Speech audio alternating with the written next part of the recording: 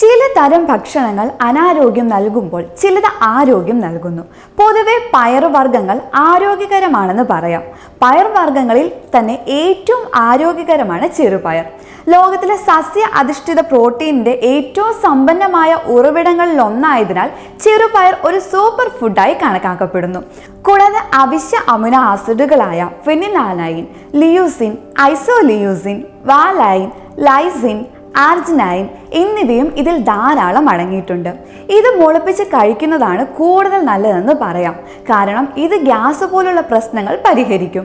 പോരാത്തതിന് പോഷകങ്ങൾ ഇരട്ടിപ്പിക്കുകയും ചെയ്യും. കഫം, പിത്തങ്ങളെ ശമിപ്പിക്കുന്ന ഒന്നാണിത്.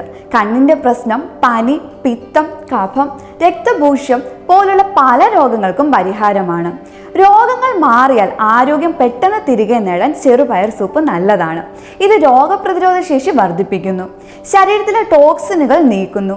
ഇതിലെ പെക്റ്റിൻ എന്ന ദഹിക്കുന്ന നാര് കുടൽ ആരോഗ്യത്തിന് നല്ലതാണ്. നല്ല ബാക്ടീരിയകളുടെ ആരോഗ്യത്തിനും വളരെ നല്ലത് തന്നെ. നല്ല ശോധനയ്ക്കും ദഹനത്തിനും ഗുണകരമാണെന്ന് വേണം പറയാൻ. 100 ഗ്രാം ചെറുപയർ 24 ഔൺസ് വെള്ളത്തിൽ പുഴുങ്ങി 6 ഔൺസ് ആക്കി കുറുകി പിഴിഞ്ഞെടുത്ത് ചെറുപയർ സൂപ്പ് 3 ഔൺസ് വീതം തേൻ ചേർത്ത് കഴിക്കാം. നല്ലൊരു അയൺ ടോണിക് ഗുണം ചെയ്യുന്ന ഒന്നുകൂടിയാണ് ചെറുപയർ. സൂര്യതാപം, ഉയർന്ന ശരീര താപനില, ദാഹം എന്നിവയിൽ നിന്ന് സംരക്ഷിക്കാൻ സഹായിക്കുന്ന ആന്റി ഇൻഫ്ലമേറ്ററി ഗുണങ്ങൾ ചെറുപയറിലുണ്ട്.